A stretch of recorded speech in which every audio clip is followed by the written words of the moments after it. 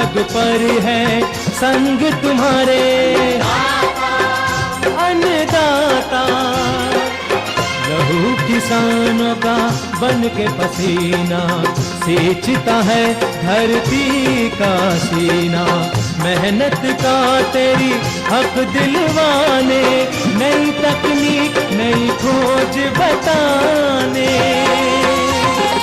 पशुधन को गुणवान बनाना, पौध सुरक्षा को सिखलाना, खेती के सब गुर समझाने, भारत का सरताज बनाने। आठों पहर है संग तुम्हारे अन्नदाता अन्नदाता। नमस्कार, मैं राधा ठाकुर आप सभी दर्शकों का अन्नदाता के इस कार्यक्रम में स्वागत करती हूं। हमारे देश का किसान जन का पोषक है, वे श्रम का देवता है, अन्नदाता है, उसमें ही भारत की आत्मा निवास करती है। ऐसे ही किसान भाइयों की प्रगति के लिए हम खेतीबाड़ी से जुड़ी बहुत सी नई लाभकारी जानकारियां हर रोज सुबह लेकर आते हैं। तो चलिए कार्यक्रम शुरू करने से पहले देखते हैं क्या है आज के अन्नदाता में। नींबू के नए बाग लगाने का तरीका।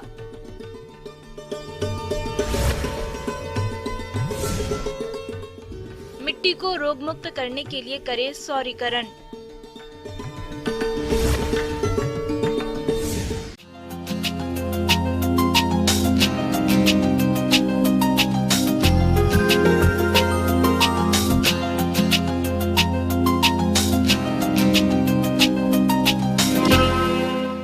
अपने राज्य में अब किसान परंपरागत फसलों से आगे बढ़कर बागवानी पर ज्यादा जोर दे रहे हैं, क्योंकि फलों के बागों से किसानों को अच्छी आमदनी प्राप्त हो रही है।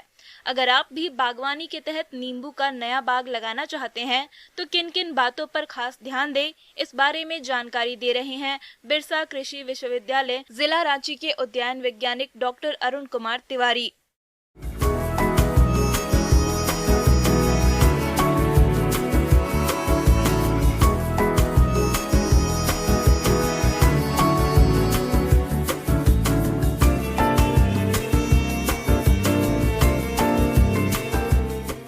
किसान भाइयों जोहार। हम जैसे ही नींबू का नाम लेते हैं, खट्टा पूरा रसपूर्ण एक फल का पूरा ध्यान आता है और बिल्कुल ऐसा लगता है जैसे हाँ विटामिन सी से भरपूर है, उसमें चमड़े की कोई बीमारी नहीं होगी अगर उसका विधिवत सेवन किया जाए तो मन ताज़ा रहेगा वगैरह वगैरह। तो हम बात करने वाले हैं नींबू प्रजाति नींबू के बारे में। नींबू की खेती कैसे की जाए और कौन कौन सी किस्म लगाई जाए। फलदार पौधों के वृक्ष काफी लंबे समय बाद फल देते हैं, ऐसे में अच्छी किस्मों के पौध ही लगाना चाहिए। पौधों की खरीदी करते समय ध्यान रखें कि पौधा स्वस्थ हो।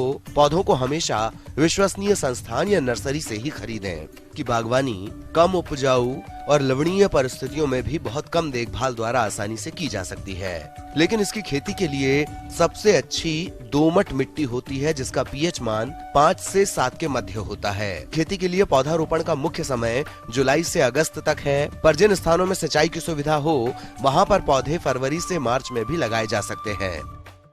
तो किसान भाइयों बहुत उपयुक्त समय है, मई जून का महीना बहुत उपयुक्त होता है। गड्ढे तैयार करने से शुरू करना पड़ेगा और उसकी रुपाई कैसे की जाए, उसकी देख रेख कैसे की जाए, यहाँ तक ये समय अंतराल जो है ये बहुत महत्वपूर्ण होता है। तो मई से जून के महीने में हम गड्ढा की खुदाई करते हैं लगाने से 1 महीना पहले। तो लगाने से 1 महीना पहले अब बात आती है कि गड्ढा ठीक है, हमको नींबू लगाना है, गड्ढा खोदना है, कैसे करें। अब है कि लगाएंगे तो क्या लगाएंगे, पौधे की तरफ चलें तो क्या लगाएंगे। तो मुख्य रूप से हम किस्म का चुनाव करते हैं उसके लिए। तो किस्म में मुख्य रूप से नेपाली नींबू या कागजी कला नींबू या पूर्वी ले सकते हैं, पूर्वी नींबू ले सकते हैं। तो पूर्वी कागजी कला या नेपाली नींबू का किस्म हम का पौधा एक तरफ तैयार रखते हैं। गड्ढे का आकार, अब हमको 5 मीटर पे गड्ढा खोदना है तो एक गड्ढा का आकार क्या होगा, वो 2 फीट लंबा होगा, 2 फीट चौड़ा होगा और 2 फीट गहरा होगा। 2 फीट लंबा, 2 फीट चौड़ा और 2 फीट गहरा गड्ढा हम लगाने के 1 महीना पहले मतलब मई में अगर खोद लें तो बहुत अच्छा है। इससे फ़ायदा क्या होता है कि ज़मीन में जो जीवाणु, रोग फैलाने वाले जीवाणु, विषाणु या उसको हानि पहुंचाने वाले जो भी पदार्थ हैं वो बिल्कुल मर जाते हैं या ज़मीन के नीचे चले जाते हैं।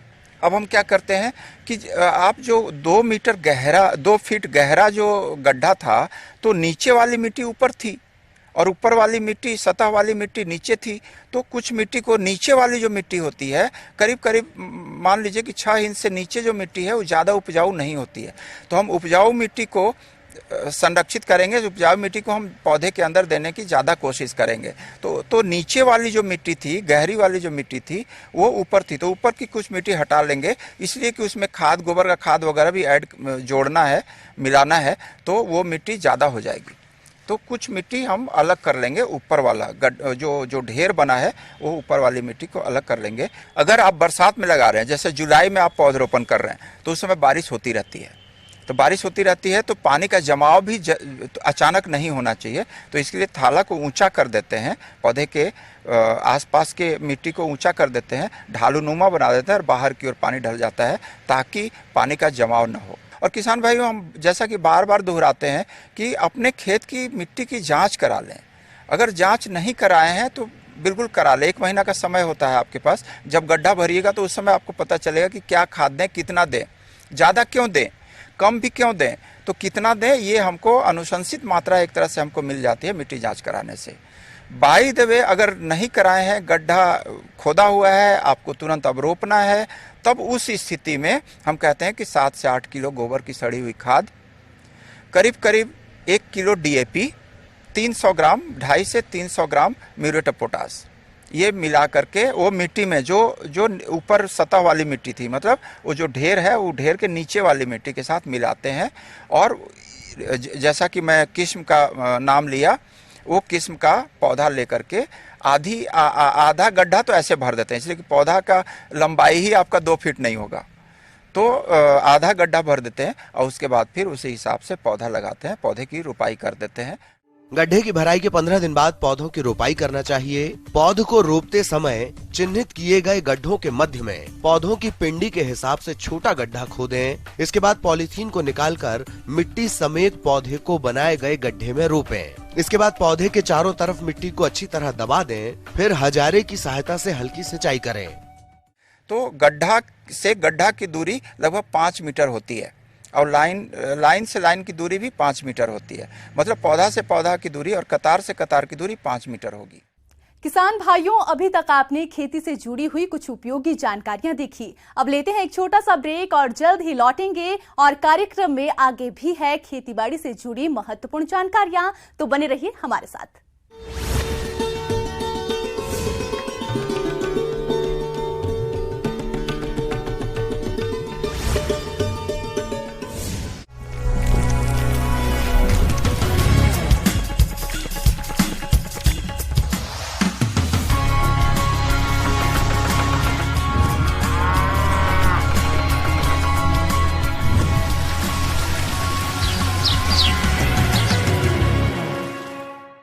ब्रेक के बाद आप सभी दर्शकों का अन्नदाता में स्वागत है। तो चलिए अब रुक करते हैं अगली। उपज के लिए सबसे जरूरी है मिट्टी का उपजाऊ और स्वस्थ होना, लेकिन आमतौर पर ऐसा होता नहीं है, क्योंकि किसान मिट्टी में लगातार खेती करते रहते हैं, जिससे विभिन्न प्रकार के कीट और फफूंदे मिट्टी में पनपने लगते हैं। और जैसे ही किसान नई फसल की बोनी करते हैं, ये दोनों ही फसल को अपनी चपेट में ले लेते हैं। इसलिए मिट्टी को भी उपचारित करना जरूरी है। इसके लिए किसान इस समय मिट्टी का सौरीकरण कर सकते हैं। तो क्या है सौरीकरण प्रक्रिया और इसे कैसे करना है, बता रहे हैं बिरसा कृषि विश्वविद्यालय जिला रांची के मृदा वैज्ञानिक डॉक्टर अरविंद कुमार।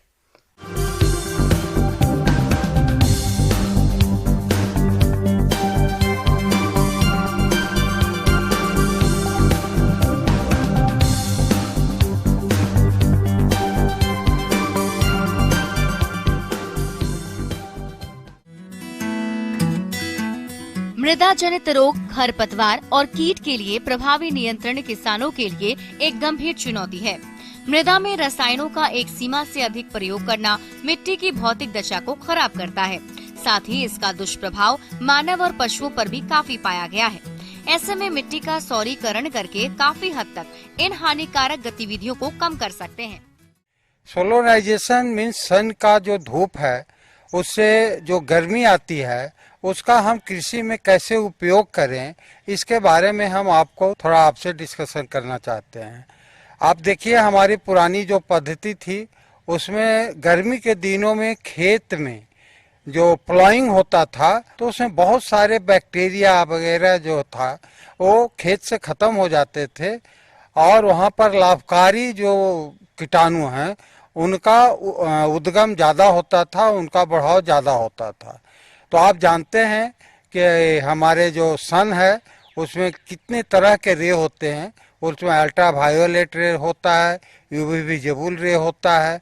जो अल्ट्रा वायोलेट रे होता है वो 1 to 4 माइक्रोमीटर वेव लेंथ का होता है और ये जब ऊपर से आता है तो सॉइल के अंदर यदि आपको प्लॉइंग किया हुआ है तो ये 15-20 सेंटीमीटर तक नीचे जाता है और यहाँ पर जितने भी हार्मफुल बैक्टीरिया हैं, फंगस हैं, एक्टिनोमाइसीट्स हैं, इनको बहुत ही सक्सेसफुली वो किल कर देता है। लेकिन आपको बैसिलस, सीडोमोनास ये सब जो फेवरेबल बैक्टीरिया है खेती के लिए इसको बढ़ावा देता है।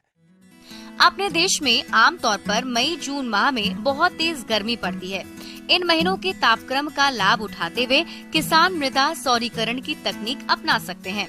इस विधि में सूर्य के ताप के द्वारा कीटों के अंडे, रोगाणुओं और खरपतवारों के बीजों को नष्ट किया जाता है।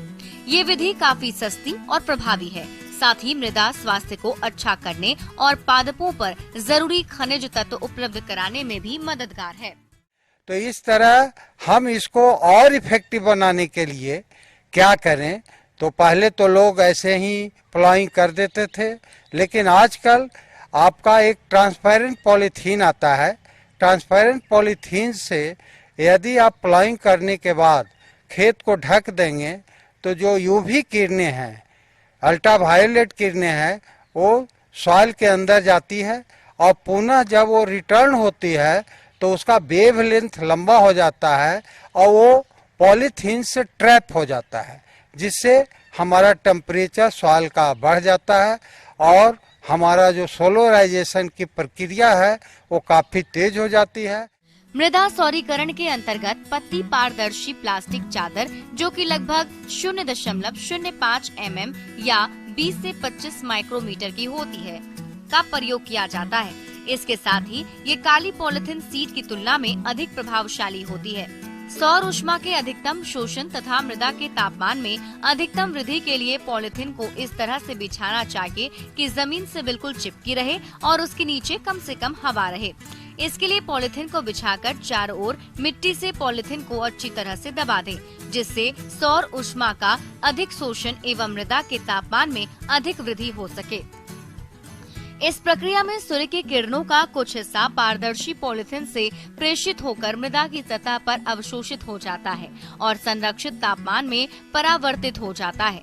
प्लास्टिक पानी के वाष्पीकरण को मृदा से वातावरण में जाने से रोकता है, जिससे ग्रीन हाउस प्रभाव पैदा हो जाता है। ये भूमि के तापमान में वृद्धि करता है। इसके लिए 4 से 6 हफ्तों के लिए मृदा को प्लास्टिक चादर से ढक दिया जाता है। मृदा सौरीकरण के दौरान मृदा का तापमान 35 से 60 डिग्री सेल्सियस तक पहुंच जाता है। यह मृदा प्रकार, मृदा गहराई, ऋतु, स्थान एवं अन्य कई कारकों पर निर्भर करता है। इस प्रक्रिया में मृदा के अस्थिर यौगिकों में परिवर्तन होता है। मृदा सौरीकरण कई मुख्य रोग कारक, कवकों, फ्यूजेरियम, जीवाणुओं आदि को नष्ट करने में काफी कारगर पाई गई है। यह बहुत से निमोटोड के प्रति भी काफी प्रभावकारी पाई गई है। सौरीकरण की प्रक्रिया के आरंभ में उपयोगी सूक्ष्म जीवों की संख्या में कमी आती है, परंतु काफी तेजी से इनकी संख्या में बढ़ोतरी होने लगती है। पादप पोषक तत्वों में बढ़ोतरी होने के साथ साथ लाभदायक जीवाणुओं में भी बढ़ोतरी होती है। तीव्र गर्मी वाले महीनों में जब खेत में कोई फसल नहीं हो, सूर्यकरण करना तथा अधिक से अधिक समय तक पॉलिथीन बिछाकर रखने से इस तकनीक की सफलता में वृद्धि होती है। शोध अध्ययनों के आधार पर पाया गया है कि दक्षिण भाग में अप्रैल से मई तथा उत्तरी भाग में मई से जून माह के दौरान मृदा सौरीकरण करना अति उत्तम होगा, क्योंकि उन महीनों में वायुमंडलीय तापमान अधिक और आसमान साफ रहता है। इससे हमारे जो इंसेक्ट, पेस्ट या हार्मफुल फंगी को किल करने में विदाउट ये जो हमारा टेक्निक है, इसमें एक पैसे की खर्च नहीं है और इसको आसानी से हमारे किसान भाई अपने खेतों में उपयोग कर सकते हैं। तो रबी के बाद सन का इंटेंसिटी थोड़ा ज़्यादा हो जाता है। आप देखे होंगे टेम्परेचर अभी भी अप होता जा रहा है। तो ये जो समय है ये सोलराइजेशन के लिए बेस्ट समय माना जाएगा और अगर आप अभी सोलराइजेशन कीजिएगा इसका इम्पैक्ट आपको आने वाला खरीफ सीजन में बहुत अच्छा मिलेगा। आगे और भी है खेतीबाड़ी से जुड़ी बहुत सी रोचक जानकारियां, पर यहां रुकेंगे एक छोटे से ब्रेक के लिए और जल्द ही हाजिर होते हैं।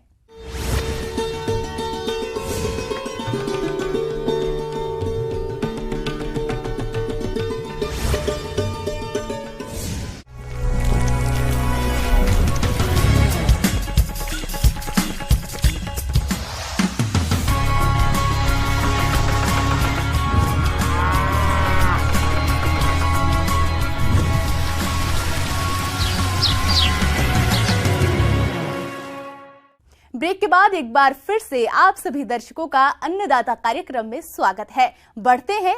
पशु समय से गर्भ धारण करें और उससे अच्छे बछड़े बछड़िया प्राप्त हो, इसके लिए गर्भित पशुओं की खास देखरेख की जरूरत है। लेकिन अक्सर पशुपालकों को इनकी सही देखरेख की पूरी जानकारी नहीं होती है, जिससे उन्हें काफी नुकसान होता है। इसलिए आज हम गर्भित पशुओं की सही देखरेख और प्रबंधन के बारे में जानकारी लाए, जिसे हमारे बीच साझा कर रहे हैं रांची के पशु चिकित्सक डॉक्टर आलोक पांडे।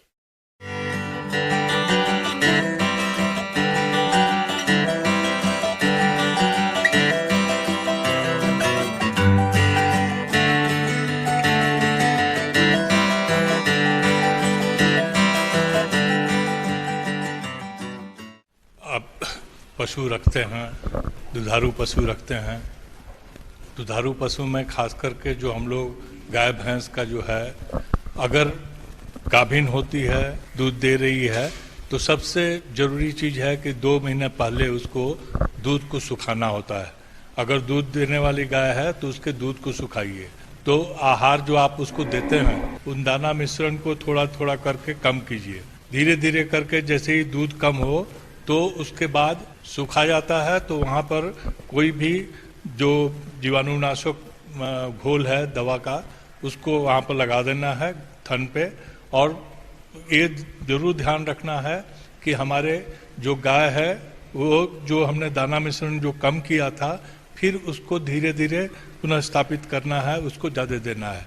किसी भी जानवर को जो आप दाना मिश्रण देते हैं वो जीवन यापन के लिए जो है 1 किलो करीब करीब आप देते हैं, और इसके लिए अतिरिक्त आपको 1 से 1.5 किलो देने की आवश्यकता है गर्भवती गाय को। किसान भाइयों, गर्भित पशु को गर्भकाल के समय पूर्ण और संतुलित आहार देना चाहिए। गर्भित पशु को प्रतिदिन 25 से 30 किलो हरा चारा, सूखा चारा, 5 से 6 किलो खल्ली, 1 किलो खनिज मिश्रण, 50 ग्राम नमक, 30 ग्राम और 45 से 60 लीटर स्वच्छ और ताजा पानी प्रतिदिन पीने के लिए अनिवार्य रूप से देना चाहिए। आहार की खुराक जो है उसमें हरे चारे की मात्रा बढ़ा देनी है, और हरा चारा में बहुत ज्यादा दलीय दाना मत दीजिए। तो गर्भवती गाय को खाना में जो है कम से कम 1 से 1.5 किलो दाना मिश्रण बढ़ाना चाहिए। तो मिनरल मिक्सचर कम से कम 50 ग्राम रोज उसको मिलना जरूरी है, क्योंकि जो गाय का जो बच्चा जो अंदर जा रहा है उसके भी ग्रोथ के लिए जरूरी है, और उसके आहार में ये आपको सावधानी रखने की आवश्यकता है। धीरे धीरे जैसे जैसे नज़दीक समय आते जाता है बच्चा देने का, उस समय देख रेख एकदम कीजिए। खास करके अगर पॉसिबल हो तो आप अलग रखिए। अलग नहीं संभव है, सब गाय के साथ रखना है, तो इतना जरूर ध्यान रखिए कि वैसी गाय के साथ नहीं रखा जाए जो कि गाय लड़ाई करती हो, जो कि उसको हार्म पहुंचा सकती हो। वैसी गाय के साथ कभी भी उसको नहीं रखें। और दूसरी चीज, वैसी गाय के साथ नहीं रखना है जो किसी कारण से उसका गर्भपात हुआ हो। अगर गर्भपात किसी जानवर का हुआ है तो उसके नजदीक में इस अपने गर्भवती गाय को नहीं जाने दीजिए, ये बहुत जरूरी चीज है। गर्भवत पशु के गर्भ का विकास 6 से 7 माह के दौरान तीव्र गति से होता है, इसलिए उस पर विशेष ध्यान देने की जरूरत होती है। गर्भवत पशु को चराने के लिए अधिक दूर तक नहीं ले जाना चाहिए और उबड़ खाबड़ रास्तों पर नहीं घुमाना चाहिए। उठने बैठने के लिए पर्याप्त स्थान देने की जरूरत होती है। पशु जहाँ बंधा हो उसके पीछे के हिस्से का फर्श आगे से कुछ ऊंचा उठा होना चाहिए। और दूसरी ये है कि जैसे जैसे प्रसव का समय नजदीक आता है, आप उस समय बच्चा होने के समय में आपको पता लग जाता है कि बच्चा होने वाला है। कभी कभी गाय खड़े अवस्था में बच्चा देती है, कभी बैठ के बच्चा देती है। तो गाय अगर खड़े अवस्था में बच्चा देगी तो बच्चा जो है वो गिर सकता है और उसको चोट लग सकती है। इसलिए उस समय आप जब बच्चा देने का समय आए तो निश्चित रूप से वहाँ पर आप जो पशु अटेंडेंट है वहाँ निश्चित रूप से रहे और उसको सहारा देके बच्चे को निकाले। और जितना जल्दी हो सके उतना जल्दी उसके प्लासेंटा को हटाना है। गाय जो है, जो बाछी के ऊपर में या बाछा जो भी पैदा हुआ है उसके ऊपर में जो श्लेष्मा लगा रहता है उसको चाट के हटाती है। तो और दूसरा ये है कि बिल्कुल ध्यान देना है कि झेर जो है वो उसको प्लासेंटा को कभी भी जानवर नहीं खाए, क्योंकि वे प्लासेंटा अगर खा लेगी तो आगे का दूध एकदम सूख जाएगा। और दूसरा ये है कि आप उसको जो आप अभी गुड़ है, हल्दी है, इन सब चीजों को हम लोग उसको देते हैं। पशु को अगर बयाने में कोई परेशानी आए तो नजदीकी पशु चिकित्सक से तुरंत संपर्क करें।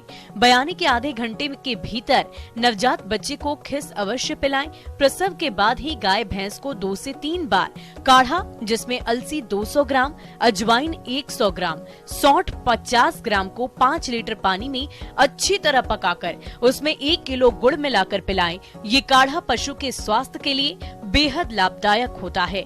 यदि पशु प्रसव के 12 घंटे के अंदर जीर नहीं गिराता तो आपको नजदीकी पशु चिकित्सक से संपर्क करना चाहिए। तो आप इन सब छोटी छोटी चीजों को अगर ध्यान रखते हैं तो हमारे किसान भाई जो है वो इससे पशुपालन से लाभ ले सकते हैं।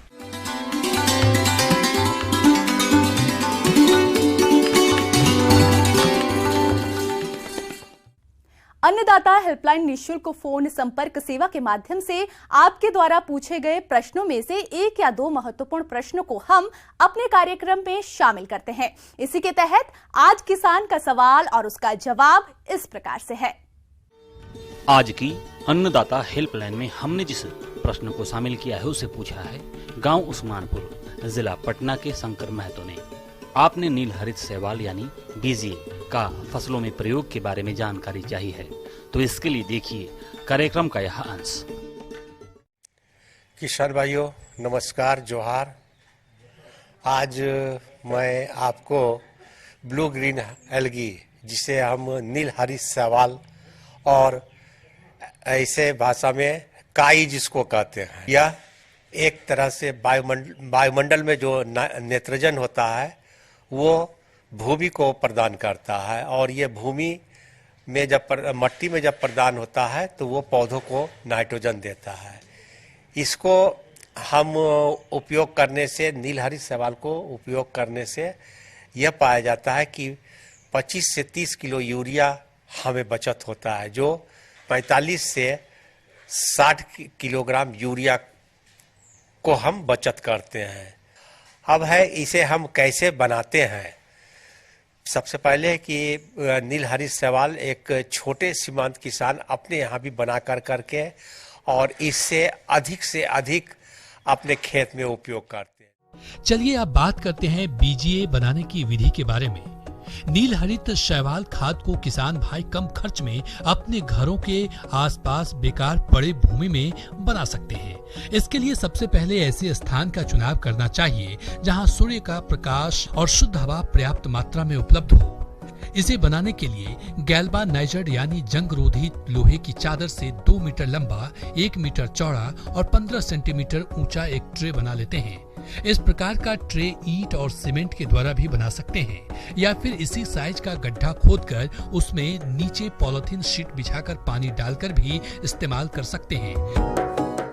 इसको हम ग्लेमनाइट शीट को अगर नहीं करते तो इसे हम सीमेंट का भी हम बना सकते हैं, सीमेंटेड का भी बना सकते हैं। ग्लेमनाइट शीट में फिर 10 केजी हम दोमट मट्टी, उपजाऊ मट्टी को डालते हैं। उसमें 100 से 200 ग्राम रॉक्स फॉस्फेट डालते हैं और 10 ग्राम सोडियम मोलिब्डेट नामक रासायनिक है, उसको डाल करके अच्छी तरह हम ट्रे में मिला देते हैं और ट्रे में हम 4 से 5 इंच पानी भर देते हैं ताकि वो मट्टी नीचे की ओर बैठ जाए। इसके बैठने के उपरांत हम फिर इसमें 200 से 250 ग्राम नीलहरित शैवाल की बीज को छिड़काव करते हैं और यह एक माने धूप प्रकाश संश्लेषी माने धूप में पूरी तरह धूप में होना चाहिए, ठंडी अवस्था में नहीं। जो धूप में होने से इसकी पैदावार बहुत जल्दी से होता है, 15 से 20 दिनों में इसकी पैदावार होती है। लगभग 7 से 8 दिनों के बाद पानी में गहरे हरे रंग की काई की परत दिखाई पड़ने लगती है। जब ऐसा होने लगे तब पानी को सूखने के लिए छोड़ देते हैं और पानी सूख जाए तो काई या शैवाल को आधा सेंटीमीटर की गहराई तक खुरचकर थैली में भर लें। फिर ट्रे में पानी डालकर इस क्रिया को 2-3 बार दोहराएं। एक बार भरे ट्रे से लगभग 1.5 से 2 किलोग्राम शैवाल खाद की प्राप्ति होगी। यह कार्यक्रम सालों भर चलाकर शैवाल खाद बनाया जा सकता है। एक ट्रे से 2 से 3 बार हम शैवाल का कलेक्शन कर सकते हैं, जो 4 से 5 केजी शैवाल के बराबर होता है और इसको अच्छी तरह से हम धूप में सुखा कर करके 2 साल तक कम से कम हम अपने पास रखते हैं। तो ये तो हो गया हमारा बनाने की विधि कि हम इस तरह बनाते हैं। अब इसे हम कहाँ यूज करते हैं, इसके उपयोग करने से क्या फायदा होती है, या शैवाल धान के खेत में हम उपयोग करते हैं। किसान भाइयों, अन्नदाता आपकी सेवा के लिए संकल्परत है। कृषि संबंधित समस्या और सुझावों के लिए आप हमें इस पते पर संपर्क कर सकते हैं। प्रोड्यूसर अन्नदाता, news 18 Bihar Jharkhand, Ramoji film city Hyderabad 501512। साथ ही आप हमें ईमेल भी कर सकते हैं। हमारा ईमेल है p18annadatabihar@nw18.com। इसके अलावा आप हमें निशुल्क हेल्पलाइन नंबर 180088921663 पर सोमवार से शनिवार सुबह 10 से शाम 4 बजे के बीच संपर्क कर सकते हैं। किसान भाइयों, अब समय हो रहा है आपसे विदा लेने का, तो हमारी अन्नदाता टीम को दीजिए इजाजत। कल फिर आपसे मुलाकात होगी कृषि संबंधित कुछ और महत्वपूर्ण जानकारियों के साथ। नमस्कार।